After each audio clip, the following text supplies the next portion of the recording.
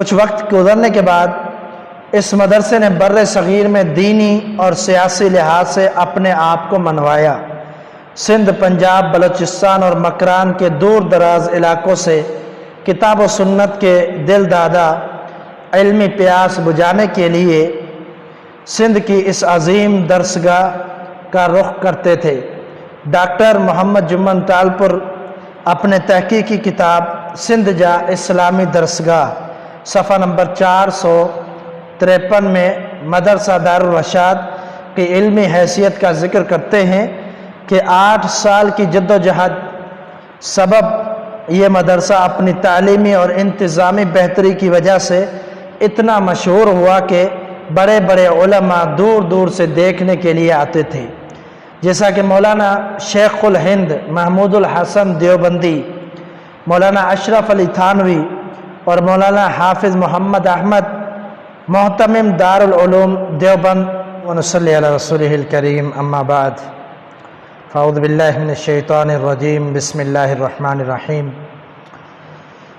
آج ہم پیر جھنڈو خاندان کے حوالے سے دوسرا پارٹ آپ کے سامنے رکھتے ہیں۔ سید رشید الدین شاہ راشدی رحمہ اللہ کے بھائی ہدایت اللہ شاہ راشدی ٹھلائی اپنے وقت کا بہترین عالم تھا۔ مولانا دین محمد وفائی تذکرہ مشاعر سندھ صفحہ نمبر 283 جلد 1 میں آپ کے علمی حیثیت اور مسلک کے متعلق لکھتے ہیں کہ ان کو کتابیں جمع کرنے کا بے حد شوق تھا۔ فقہ حنفی کی پابندی کے باوجود اہل حدیث مذہب کی طرف رجحان رکھتے تھے، جس وجہ سے آپ کے کتب خانے میں اہل حدیث مسلک کے بہت زیادہ کتاب جمع تھے، جو اپنی زندگی میں ہی اپنے بچوں میں آپ نے تقسیم کر دیے۔ آپ 63 سال کی عمر میں 18 ربیع الثانی سن 1332 ہجری میں شام کو 7 بجے فوت ہوئے۔ سید رشید الدین شاہ پیر جھنڈو تیسرے نمبر کی وفات کے بعد آپ کے فرزند علامہ ابو تراب رشد اللہ راشدی پیر جھنڈو چوتھے نمبر پر المعروف پیر سائیں شریعت وارو مسند نشی ہوئے۔ اس بزرگ نے 1280 بمطابق 1860 عیسوی میں پیر جھنڈو میں سید رشید الدین شاہ راشدی کی حویلی میں جنم لیا۔ آپ کی ابتدائی تعلیم و تربیت خاندانی روایت کے مطابق گھر کے خالص علمی اور دینی ماحول میں ہوئی۔ اس کے بعد مزید علم حاصل کرنے کی خاطر وقت کے جید عالم دین اور محدثین جیسا کہ حسین بن محسن الانصاری یمانی اور شیخ الکل میاں نذیر حسین محدث دہلوی رحمہ اللہ سے سند امتیاز حاصل کی۔ مختلف دینی علوم کی تکمیل کے بعد دین اسلام کی تبلیغ و ترقی کے لیے پیر جھنڈو کے مقام پر ایک دینی درسگاہ بنام مدرسہ دارالرشاد کی بنیاد ماہ رجب المرجب سن 1319 بمطابق 1915 میں رکھی۔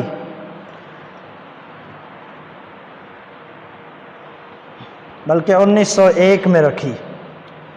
مدرسے کا سارا خرچہ آپ خود برداشت کرتے تھے۔ آپ اس مدرسے کے پہلے محتمم اور مولانا عبید اللہ سندھی صدر مدرس تھے۔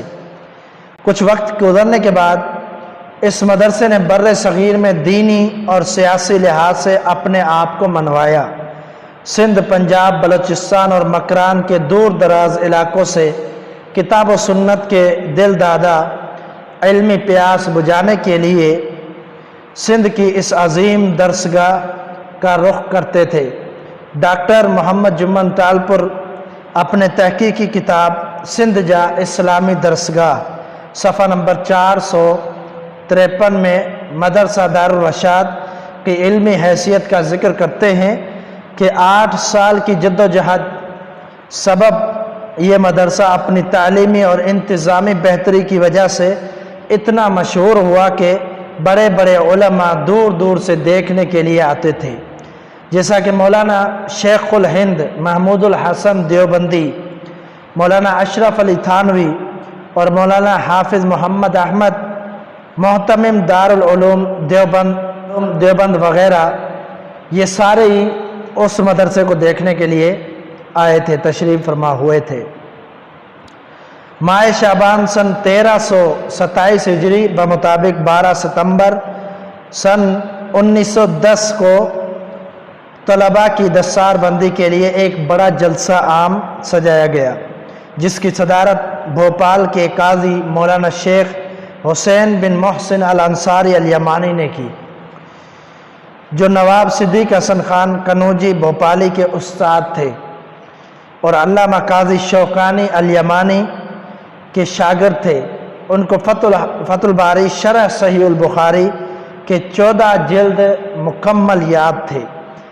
اس جلسے میں پیر ضیاء الدین شاہ ولد سید رشد اللہ شاہ، مولانا محمد اکرم انصاری حالائی، مولانا محمد الیاس جمالی حالہ، مولانا احمد علی لاہوری، مولانا ابو الحسن درس ہوتی، مشائخ ٹنڈو آدم، مولوی جان محمد درس ہوتی، مشائخ ٹنڈو آدم نے دستار بندی کی تھی۔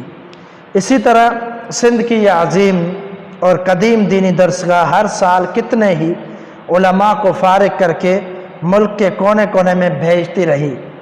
اس درسگاہ کے ذریعے قرآن و سنت کا پیغام گھر گھر تک پہنچا اور مدرسہ ترقی کی منزلیں طے کرنے لگا۔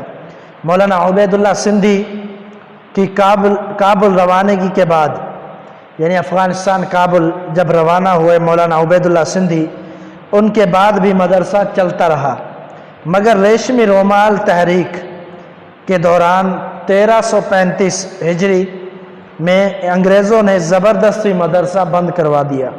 2 سال بعد پیر صاحب نے درخواست کر کے مدرسہ دوبارہ کھلوایا اور بڑا جلسہ مقرر کر کے مدرسے کا دوبارہ افتتاح کیا۔ ماہنامہ شریعت نمبر صفحہ 4 اور 9 سکھر سن 1981 کے اس شمارے میں یہ بات موجود ہے۔ مدرسہ دارالرشاد کی اہمیت اور اس کے اساتذہ اور شاگردوں کی ملک گیر خدمتوں کا اندازہ مولانا عبید اللہ سندھی کی ان الفاظ سے لگایا جا سکتا ہے کہ لوگوں کو یہ معلوم کر کے حیرت ہوتی کہ عدم تعاون نان کوآپریشن کی تحریک جو خلافت کے زمانے میں کانگریس نے قبول کی تھی، وہ مدرسہ دارالرشاد کے ایک دیوبندی استاد نور الحق کی تجویز تھی۔ مہران نقش صفحہ 211 از ڈاکٹر وفا راشدی، یہ بات اس میں موجود ہے۔ مدرسہ دارالرشاد کی بنیاد کے علاوہ سید ابو تراب رشد اللہ شاہ کا دوسرا اہم کارنامہ یہ تھا کہ آپ مدرسہ کے ساتھ پیر جھنڈوں میں ایک عالی شان کتب خانہ قائم کیا، جس میں ہزاروں کی تعداد میں کتابیں عام استفادہ کے لیے موجود ہوتے تھے۔ یہ کتب خانہ نہ صرف سندھ بلکہ پورے بر صغیر میں علمی مرکز کے طور پر شمار کیا جانے لگا۔